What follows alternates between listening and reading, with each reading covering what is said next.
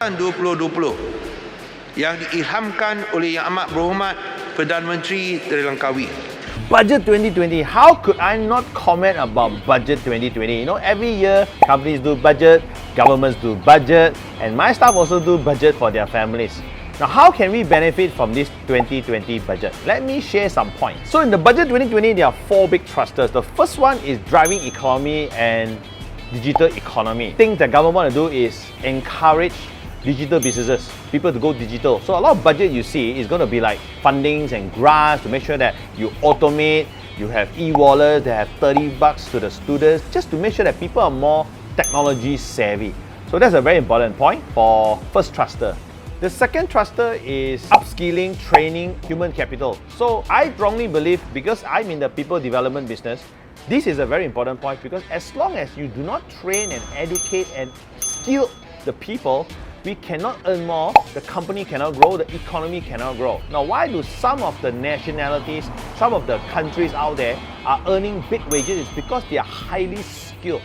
So the second thruster is super important. So if you want to maximize your company, you got to train and skill your people as well. So the third thruster is creating a good society where people are inclusive, they buy in, they work harmoniously with each other, whatever race, religion. So just imagine you have a company, they have multiracial. So my company is multiracial. There are Malay guys, Chinese guys, there's Indian guys. All of us work together. Now, some companies that I go to, you see there are only one race. Now, that is, to me, not very Malaysian.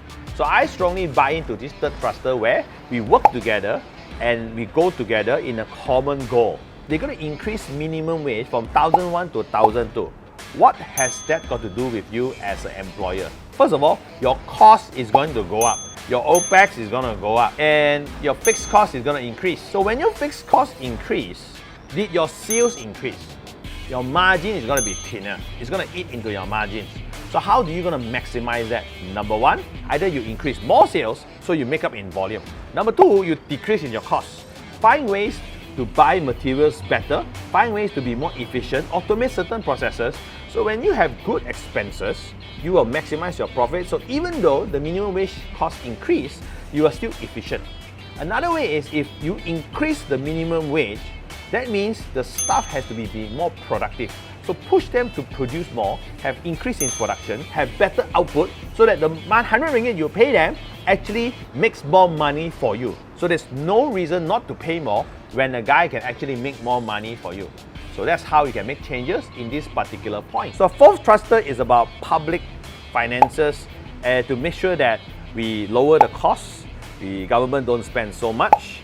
And of course, to reignite educational institutions, to educate whether it's tertiary or secondary, to ensure that society is well educated to be going forward as a society. So without that kind of cost cutting, we cannot maximize our profits. So in governments, the profit can go into R&D, can go into grants, can go into public works.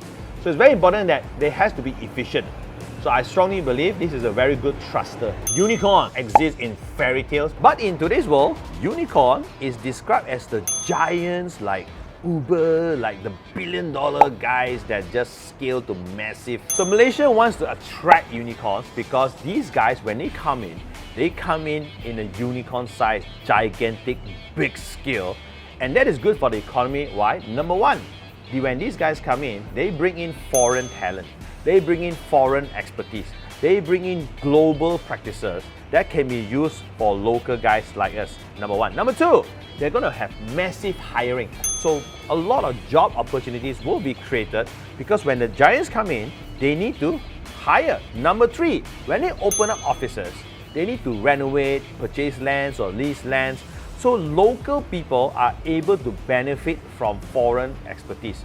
FDI is always good for economy. So I 100% support attracting global companies, get the Huawei guys to come in big scales, get the Alibaba guys to open even more offices.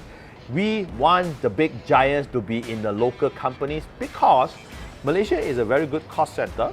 Things are not that expensive. And when they come in here, they can actually support the regional offices and it's good for us. So do come, unicorns. We love unicorns.